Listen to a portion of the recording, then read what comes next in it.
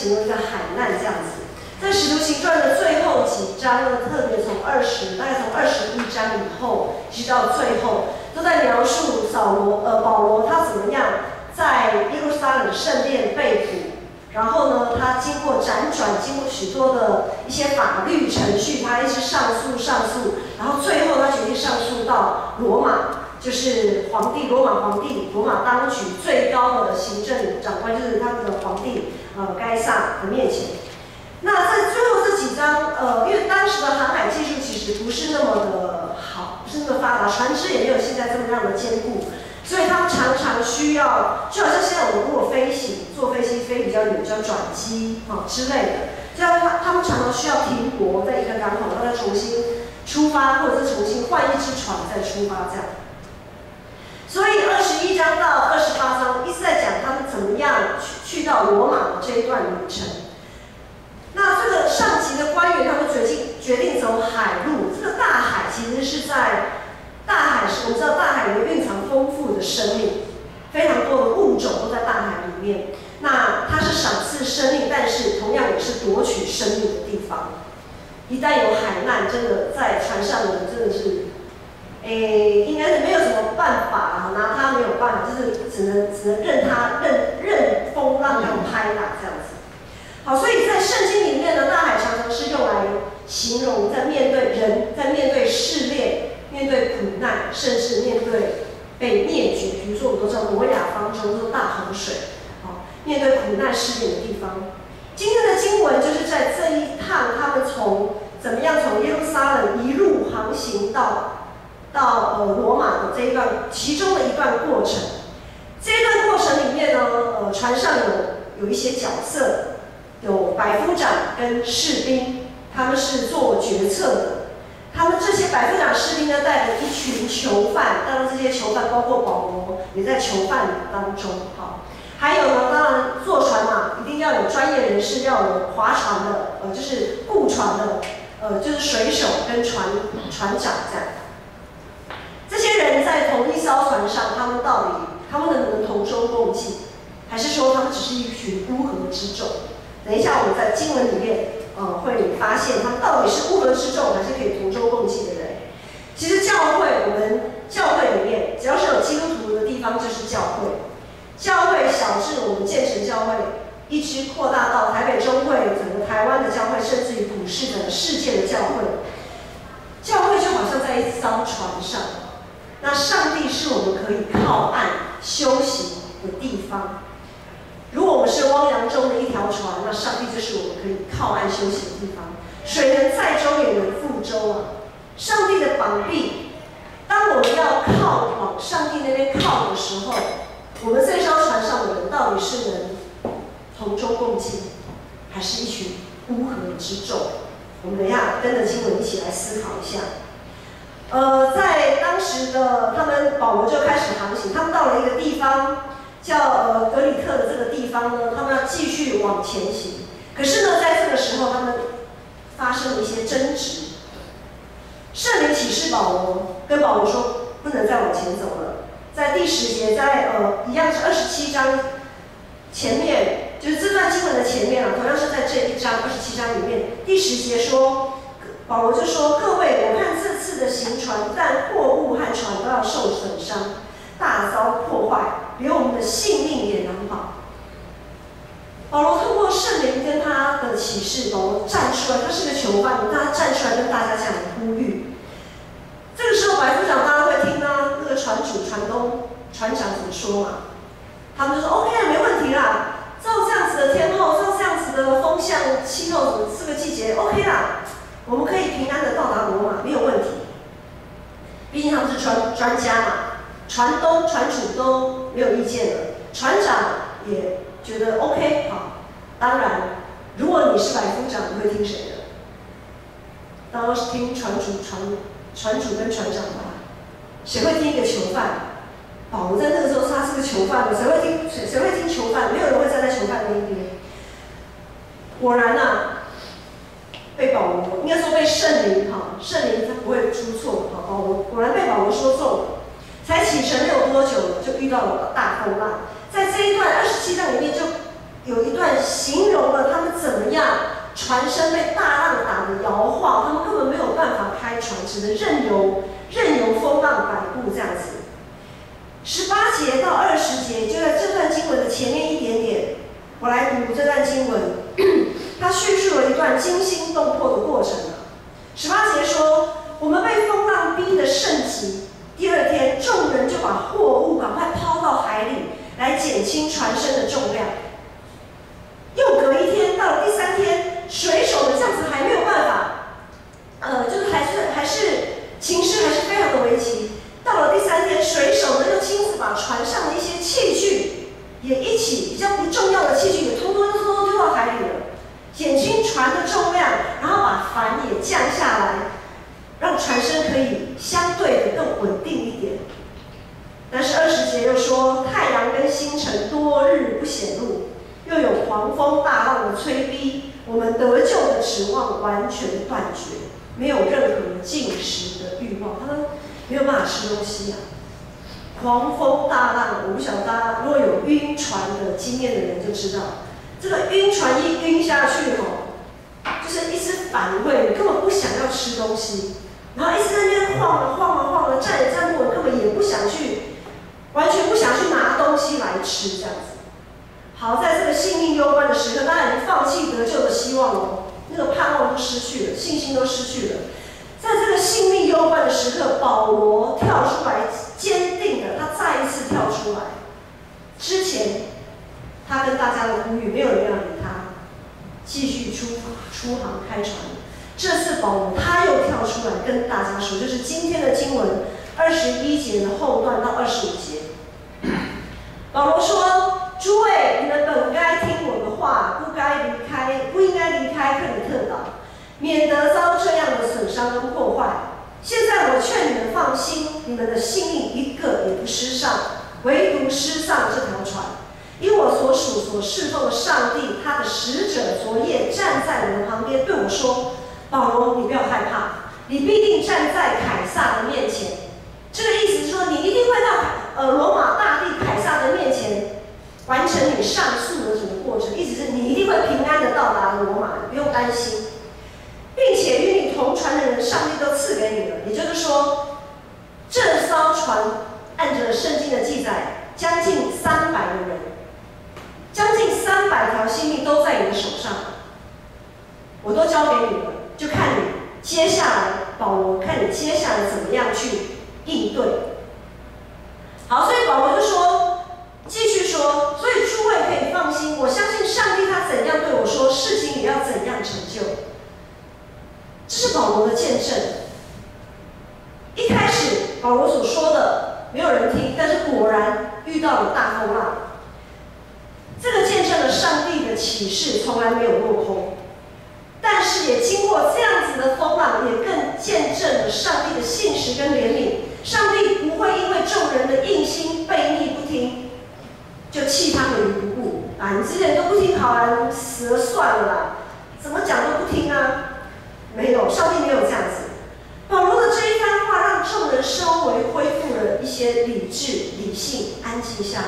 但是他们的心里还是非常的焦急，因为风浪还是没有停，日月星辰依然没有显现，整个乌云密布，大风大浪一直不断的摇摆，拍打船身。如今我们在教会这条船上，世界就像大海。我不晓得大家有没有被这个世界的风浪摇得已经失去信心跟盼望。整个以大局势、大环境来讲，我们台湾可能只是一些大国的一个小小的棋子而已。很多时候我们其实是被摆布的，但是很多时候我们又很自夸，觉得说，我们好像可以靠哪边站，就像当初的以色列一样。国际局势非常的诡异诡谲。选举也充满了乱象，公共议题，光是我们自己内部的人就可以吵翻天。不管是同性的议题、废死的议题、废核的议题，种种的公共的议题，我们自己人都吵翻天了。然后假消息有一大堆，包括自己的生活、工作、感情、家庭、亲子各方面诸般不顺。这么多的风浪，这么多的风浪，我们是不是已经被摇得有点失去理智、失去斗志，甚至失去自己的信仰？今天我们在教会里，我们是像那些囚犯嘛，就是被逼着上船嘛，你也没什么好选择的，人家叫你上你就上船，就被押解。我们来教会是被压着来教会的呢，像囚犯那样子被压着来教会的呢，还是像那些百夫长跟兵丁，跟那些士兵啊，很无奈，因为我们有责任在身。我今天有服侍，所以我来教会。我今天有一些责任任务要做，所以我来教会。就像那些百夫长跟士兵一样，还是我们今天来到教会，又像那些水手，哇，一开始信心满满的出航，可是呢，一遇到一些状况就开始来一公水狼够性呀，自己顾自己的，自己顾自己的。又或者我们可以像保罗，从头到尾他一直非常的坚定，依靠圣灵，他是个临危不乱的人。我不晓得我们是怎么样的一个角色，大家可以来思考。好，接着呢，保罗他们坐的这艘船，这一行人呢，就这样子飘荡，在被大浪飘荡了有14天之久，2个礼拜。再有理性的人也会失去理性了，再有人性的人也会失去人性。这个时候，水手就开始做一些动作，因为当初他们那个在被大风摇摆的时候，他们的救生艇，以前古时候那个时候的船的救生艇不是像现在的救生艇是绑在船的旁边。铁达尼号大家都有看过嘛，就是绑在船上。那个时候救生艇是用一个绳子拖在船后面，跟着小船那些救生艇拖在船后面跟着跑，不是跑啊，跟着飘的，跟着往前飘的。那个时候一开始在大浪开始的时候呢，水手就赶快把那些救生艇拉到船上来，因为万一不小心那个救生艇被打翻了，船一旦翻过去你就翻不过来啊，在那样子的情况下你翻不过来，你救生艇有跟没有一样。所以一开始的时候，水手已经把那些救生艇通通拉到船上来。好，这个接下去14天这么久的时间过去了，水手看哇，得救的时候呢，这下子这些水手就是水狼够性啊，自己顾自己，他们就故作假惺惺，好像要去检查船的哪边啊，有没有怎么样？其实他们是要偷偷的，他们这时候要偷偷的把那些小船放下去，然后偷偷的逃生，因为那些救生艇不足够，就是数量不够了，没有办法容纳所有的人可以逃生这样子。所以他们就偷偷的想要自己搭救生艇逃生。这个事情呢，他们这个举动被保罗识破。保罗这个时候他就赶快跑去跟那个百夫长说：“百夫长，这样那样，所以呢，你要怎样。”哇，百夫长当初对保罗的话是完全听不进去的。你一个囚犯跟我提什么意见啊？好，可是经过了这样子一趟10几天这样子过来，百夫长对保罗也另眼相看。他觉得保罗这个人真的是，他敬拜的上帝，真的是有那么一回事。好，这个时候的百夫长他就不像之前拒绝了保罗，拒绝圣灵。他这个时候他接受了保罗的建议，他选择相信保罗，选择相信保罗所敬拜的上帝。他就二话不说，命令士兵怎么样，拿着刀把那些绳索，就是拖曳着这些小船救生艇的绳，通通砍断，全部砍断。要活一起活，要死一起死，没有人可以置身事外。百夫长的觉醒至为关键，因着百夫长的觉醒，整艘船才有得救的契机跟曙光。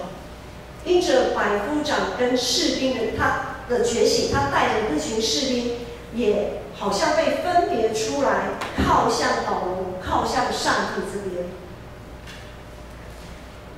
水手们集体上演了这出闹剧啊，看起来是闹剧，但是呢，却成成为百夫长觉醒的契机，也成为全船可以得救的契机。有的时候我们会觉得这个事情怎么会这样处理或这样决定的时候，在那个当下可能我们不是那么的了解，但是上帝总是非常的奇妙。在这个时候，百夫长他愿意抛弃对囚犯的成见，他承认自己当初在判断上的错误，他这个时候选择相信。当我们面对人生的风浪，很多时候我们会像百夫长这样子这个角色，我们可能会选错边，我们可能会当我们决定这件事情的时候，可能出了一些什么错误。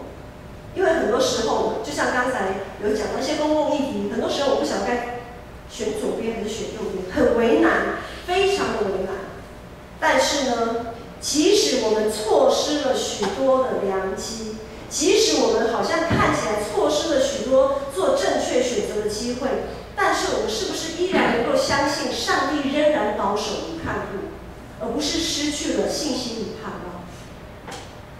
环境的风浪不是我们能控制的，它要怎么来，真的我们没办法控制。它随时都存在，它也不会因为我们有多么的敬虔就会减少一点。保罗信主之后，他遇到的人生风浪非常非常的大，我们看《使徒行传》就知道了。但是呢，他依然决定要顺服圣灵的带领，圣灵要他去哪里，他就去哪里。圣灵要他说什么，他就放胆去说。不论他说话的对象是百夫长，还是巡抚，甚至于到最后到了罗马大帝凯撒的面前，他依然很坚定地说圣灵要他说的话。他从来不把自己当成囚犯。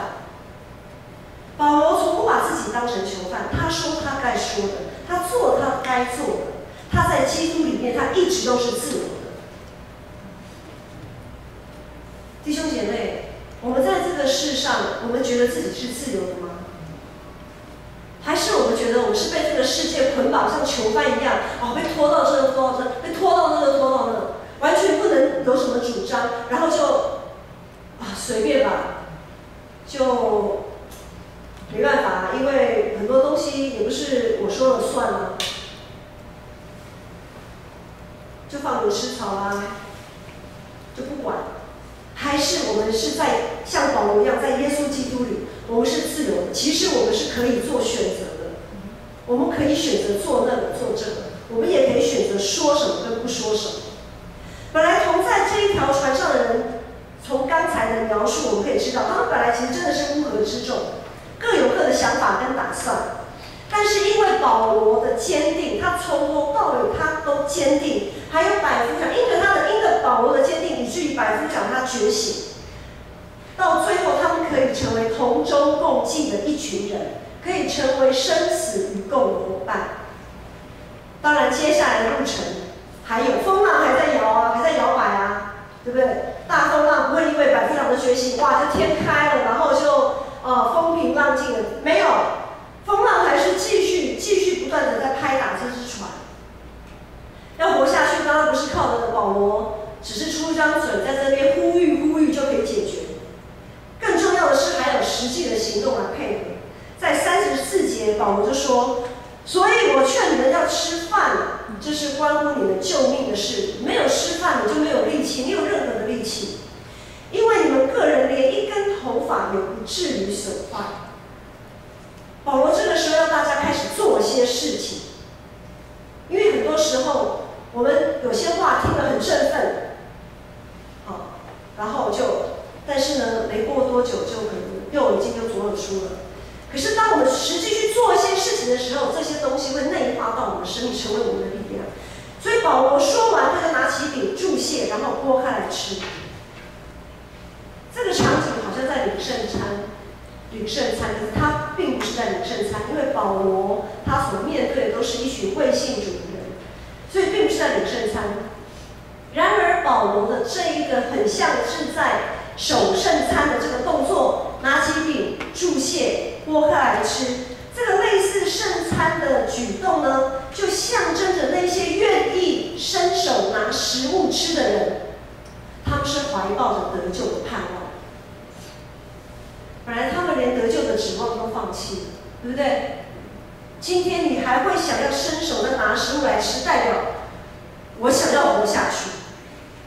我想要活下去，所以我会想要拿东西来吃，不管怎么样。就像前一阵子牧师就拉肚子嘛，你就说拉肚子，你不吃不喝，你就是很整个人没有力气。但医生都会说，不管怎么样，你还是要吃。你即便你会还是吃了还会拉，但是你还是要吃，因为你要吃，你才有抵抗力，你才有力量，你才有复原，你才会复原的更快。所以这个时候，他们内心会想要拿东西吃的这个举动，让他们有了这个活下去的盼望，越来越内化，越来越扎实。他们是一群凭着信心领受实力的人。耶稣是生命的粮，让我们有信心可以面对人生的风浪，有信心去面对教会、社会、国家，甚至于世界性的风浪。在这艘船上，有的时候我们可能会像那些水手，一开始信心满满，但到最后只顾自己。有的时候我们可能会像那些囚犯，被逼着、被押解来到教会。有的时候我们可能会像百夫长跟那些士兵，有任务在身，我们才来教会，非常无奈。有些时候我们又像保罗，意志坚定的信靠主。在世界无情的风浪当中，我们是什么角色？我们很有可能从我们信主以来，我们都是同样的一个角色，但也有可能我们常常在这些角色当中变来变去，换来换去。有的时候我们是水手，有的时候是囚犯，有的时候是百夫长，有的时候是保罗。我们现在是什么呢？我们最近的生命状态，我们比较像哪一个角色？今天是圣灵降临节，是教会的生日，是一段旅程，新的旅程的开始。每一次的主日都是一个小小复活的日子。未来的日子仍然充满了风浪，未来的日子仍有许多的变数。但感谢主，圣灵一路引领我们，一路保守看顾我们，因为上主必不把我们的灵魂撇在阴间，更不叫他的圣者遇见朽坏。接下来我们要领圣餐，我们要一起在圣餐里面纪念主耶稣基督，他为我们因着我们的不幸、我们的罪，他流宝血，牺牲自己，赎回了我们，让我们知道他确实是可信的。我们依靠他，我们就不怕风浪。